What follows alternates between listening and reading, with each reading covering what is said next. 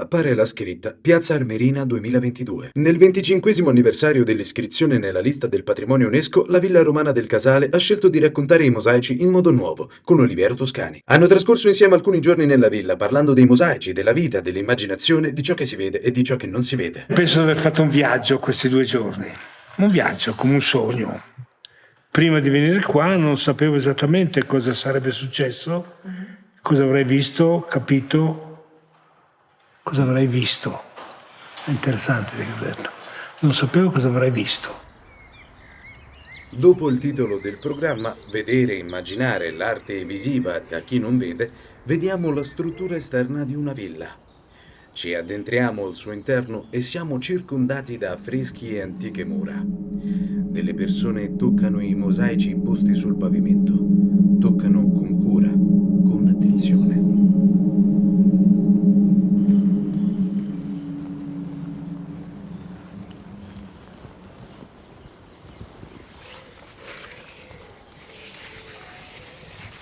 Questa pietra è un racconto che non possiamo limitarci a guardare soltanto con gli occhi. Bisogna ascoltare. Mentre una mano tocca i mosaici, una ballerina si muove e canta in una sala mosaica. I don't wanna talk about things we come through, toys or even me. Now it's history. I played all my cards, and that's what you've done too. Nothing more to say, no more race to play.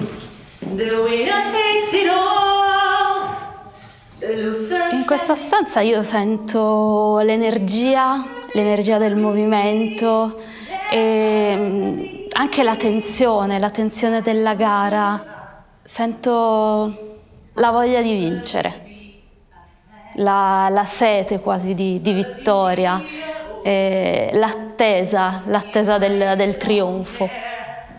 But it was a fool, lady and by the rules. Immaginavo la modernità delle immagini e l'attività fisica, il movimento è qualcosa che è rimasto nel tempo. Chissà quante persone li hanno visti, chissà quante persone ci hanno camminato su. Secondo me è incredibile, è impressionante. Toccare qualcosa del genere, fa venire veramente i brividi. Vediamo i particolari dei mosaici posti sul terreno della villa. Vediamo rappresentazioni di uomini e animali.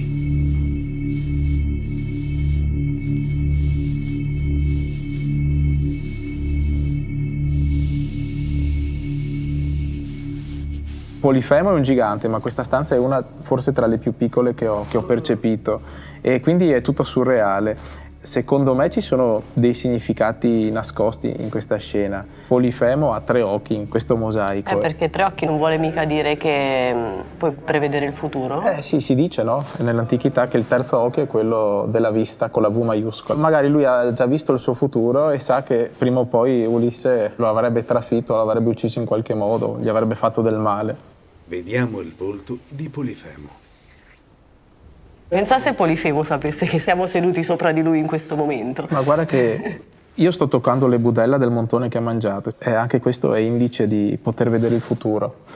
Questo è quello che mi regala questa stanza, questo mosaico. C'è il male, il bene, c'è il gigante, il piccolo. C'è il presente, c'è il passato, c'è il futuro. Sì, però quello che secondo me ci volevano tramandare con questa rappresentazione è che per quanto uno possa sapere come dovrebbe andare il suo futuro o la sua vita, forse non si può mai dire, forse c'è sempre una speranza di essere protagonisti in un altro senso. Delle mani continuano a toccare i tasselli. Vediamo, grazie a un'inquadratura mobile, la pavimentazione artistica nelle varie stanze. Ci troviamo costantemente in una dimensione del non vedere, tutti, chi più e chi meno. Però il non vedere non è solamente la visione di ciò che si vede con gli occhi, ma le mamme, gli educatori, la Chiesa, la religione non vedono tante cose e creano problemi umani, personali, drammatici, no? Però noi lo vediamo pur non vedendo. Noi vediamo queste cose pur non vedendole. Vediamo la riproduzione di una nave e di navigatori stile mosaico.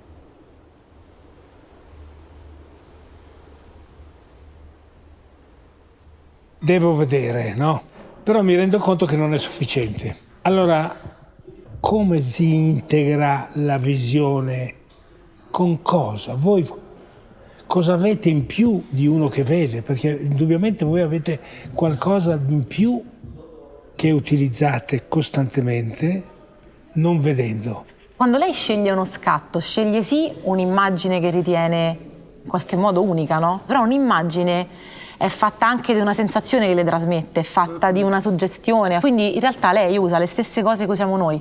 Semplicemente non ci fa caso perché la vista, dice il professor Grassini, che è il senso del panorama, quindi tecnicamente fa vedere tutto subito, no? Il colpo d'occhio è una cosa veloce.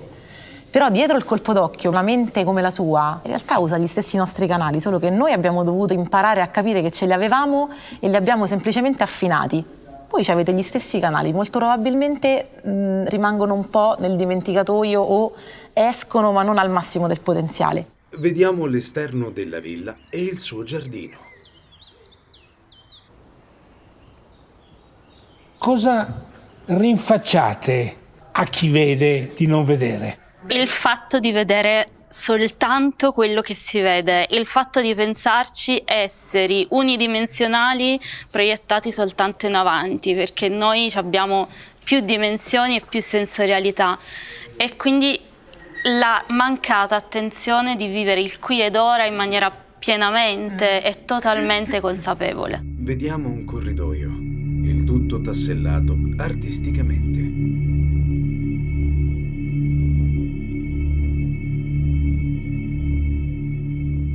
La caccia ce l'ho sempre avuta in mente come un qualcosa che è di estrema concentrazione, però dall'altra parte è pure estremamente cruenta, estremamente veloce.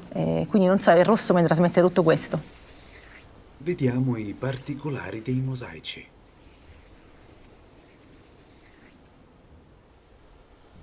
Io immaginavo questi frusci colorati di giallo, di caldo, di vento, di terra, di vita. Ma il giallo è un colore allegro, secondo te allora? Cioè io non riesco a abbinare un colore allegro alla caccia, alla morte degli animali, come fai? No, perché non lo vedo come un colore allegro il giallo, per me è il colore della concentrazione, del sole, del calore, del riscaldamento. E il calore del sole non ti trasmette allegria? Gioia di vivere, voglia di vivere, Mi vita, trasmette speranza? quiete, che poi quella quiete puoi decidere tu come trasformarla, puoi trasformarla in qualcosa di bello, estremamente vivace e vitale, o la quiete può diventare la noia, può diventare qualcosa che non ha più senso. Vediamo i particolari dei mosaici che si susseguono.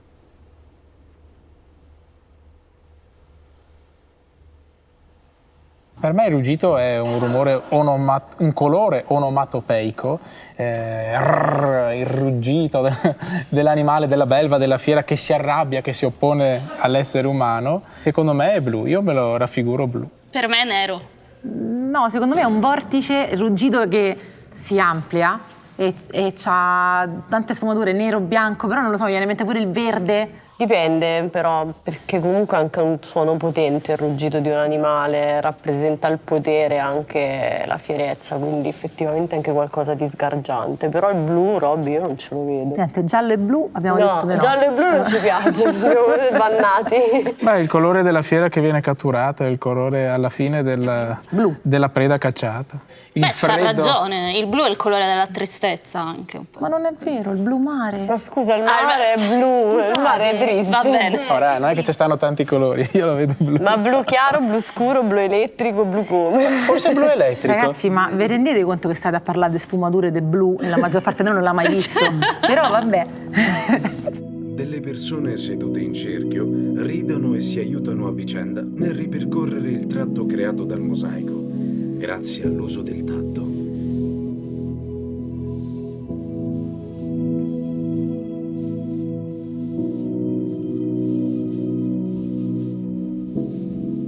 È una rappresentazione molto, molto sensuale, però sicuramente anche molto, molto dolce. Vediamo i particolari di un volto rappresentato in un riquadro.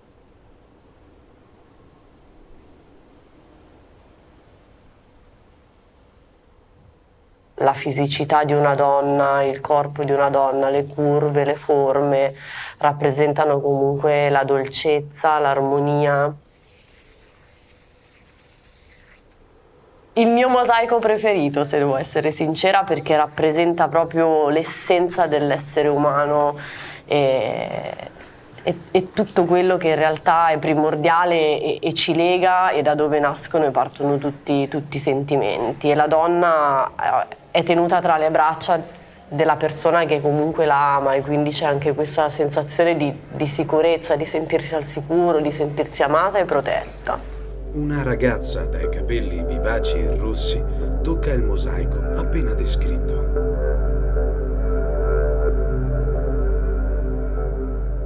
Un racconto è interpretabile. Certo. Sì, sì, è vero, se tu ascolti un audiolibro, che ne so, un romanzo ambientato in una casa, ognuno si vede, Quella il casa narratore ti legge, c'è un tavolo, c'è La due bellezza sedie. della radio in confronto alla televisione è proprio questa. Quella. E infatti volevo dire questo, cioè io tante volte ho letto i libri, visto i film, sono rimasta completamente delusa. Ecco, questo è l'esempio del lavoro che stiamo facendo.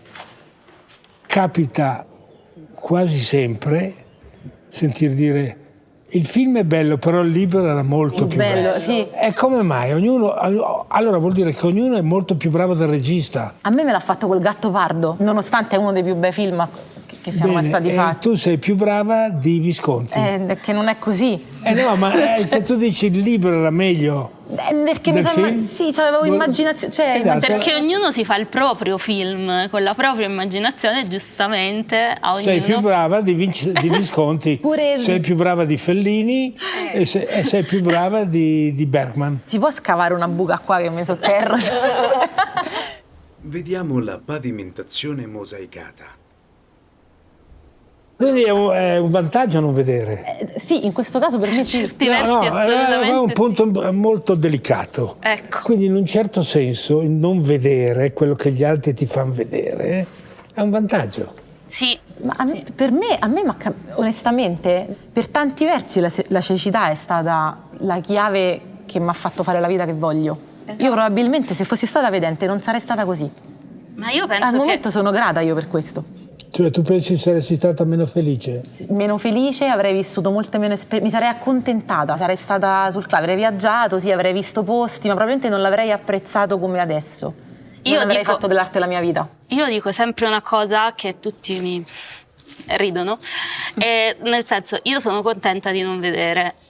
Ora trattiamo questo argomento con le pinze, però viviamo in una società in cui vogliono farti vedere quello che vogliono farti vedere, e il fatto di non essere influenzata minimamente da quello che vogliono farmi vedere per me è una liberazione, perché viviamo nella società del marketing. Io vedo quello che voglio vedere io con i miei occhi. Per Io me- invece non sono tanto felice di essere diventato sapevo. cieco, preferirei vederci.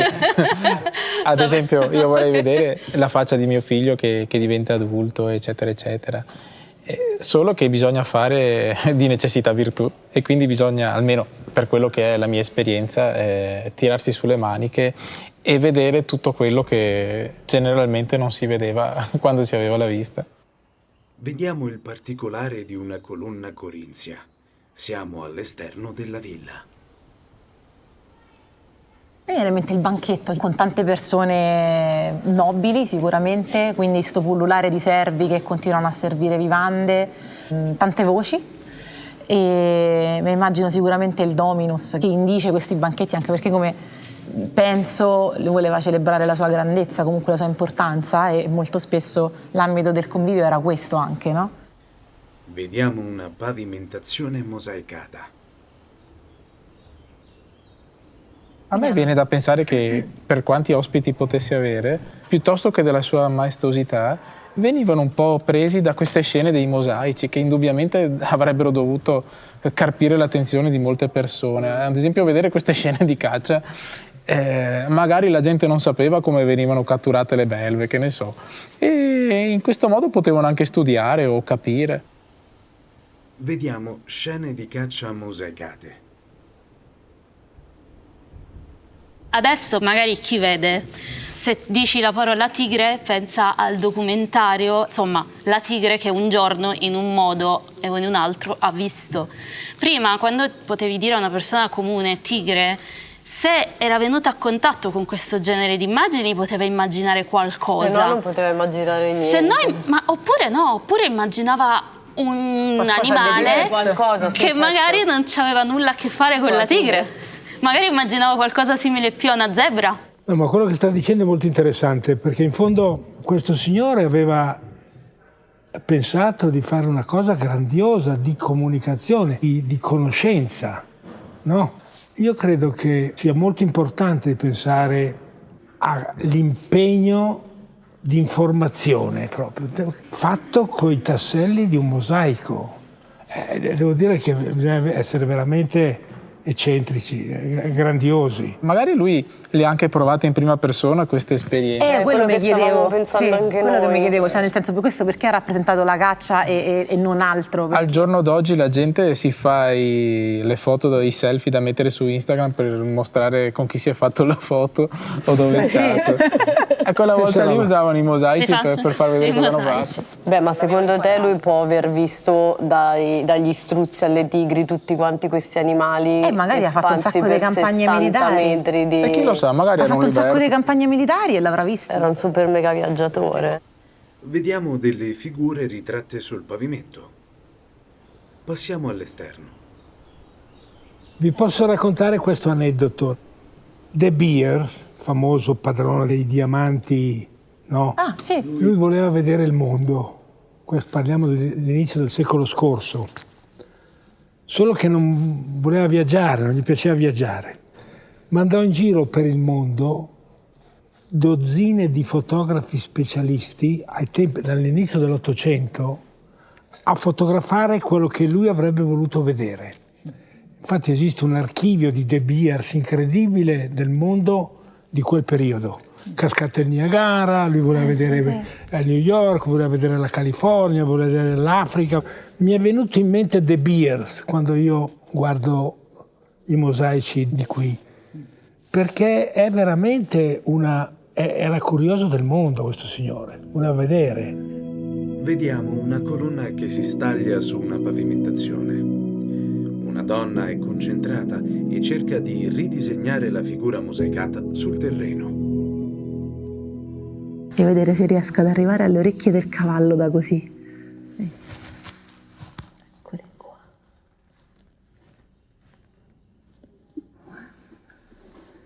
Questo è il muso. Dovrei andare su di qua. E da qua dovrebbe partire tutta la bardatura che quindi fa così.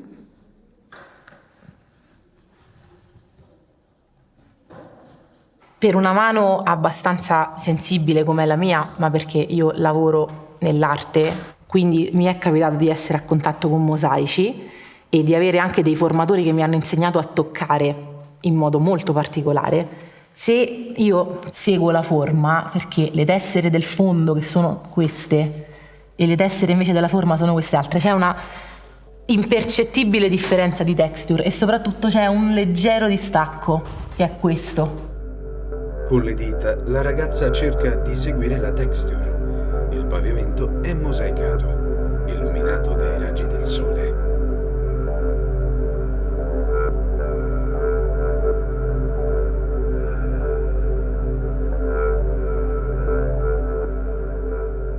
Se tu vedi un fiume, anche quello lo vedi? Sai che c'è la foce di questo fiume, sai che c'è la sorgente di questo fiume, non lo vedi ma lo sai. Non è soltanto perché questa cosa non la vedi che puoi dire no, non esiste, no, non c'è. tu lo sai che c'è e quindi in qualche modo non tutto quello che vediamo è quello che c'è. Quello che vediamo è una piccola parte del tutto. Noi adesso siamo qui in questo momento, ma quante persone magari stanno nascendo, vanno via, c'è gente che si sta preparando a un viaggio, a un momento importante. Cioè, noi siamo così piccoli, ma siamo parte, come i mosaici, di un mosaico immenso, siamo dei tasselli. Vediamo da uno scorcio i resti dei tasselli di un mosaico. Se ci fermiamo a guardare il tassello singolo del mosaico, non capiamo... Siamo come degli specchi, in sostanza. Non che capiamo riflettiamo. l'immagine nel complesso, la maestosità, la grandezza, e non capiamo neanche noi stessi perché, che ne so, magari mi avete detto c'è uno struzzo. Noi siamo un tassello nero della piuma dello struzzo, ora così per dire. E non ti vedi nella tua totalità se Però non ti guardi intorno. non saprò mai se sono uno struzzo, se non so comprendermi in maniera totalizzante e totale. Il vedere e non vedere è una cosa che mi affascina molto, proprio come fotografo. Certo. È chiaro che sono affascinato dal non vedere. Quanto non vedo, Dio santo.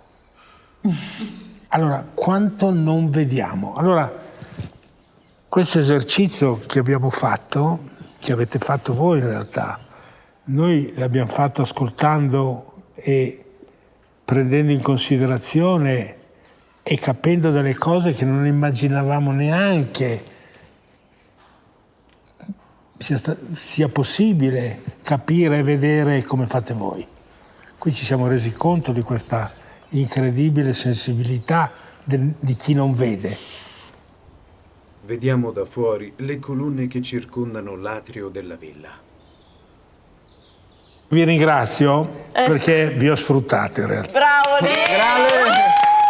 Vi ho sfruttato perché?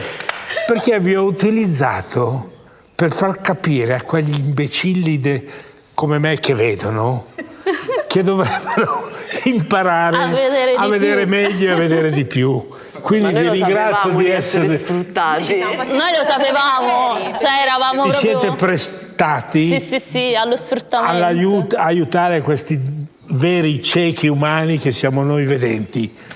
Quindi veramente vi ringrazio di questo. Grazie a lei. Ma perché facciamo parte tutti di un'unica grande demenza. Contributo umano nell'aiutarci a vedere meglio le cose. But tell me, does she kiss how I used to kiss you? Does it feel the same? Bene, grazie, brava!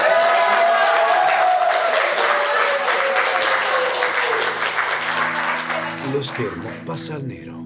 Prati e campagne, questo io sono.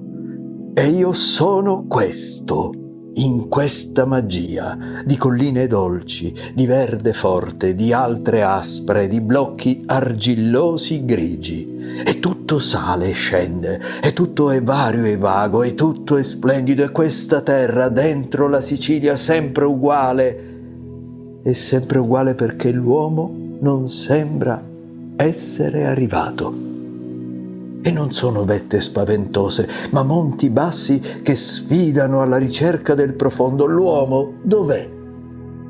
Ti saluto, io sono questa terra, ti saluto. E tanto valeva dirci chi ha creato la villa romana del Casale, andando ben oltre gli occhi. Ti saluto, sono questa terra che cerca uno sguardo per poter guardare senza neppure più vedere. Trascrizione a cura di Roberto Scorza, voce di Luca Coppola, audiodescrizione a cura di Studio 4 Produzioni, fonico Leonardo Franco, studio di registrazione Not Found Lab.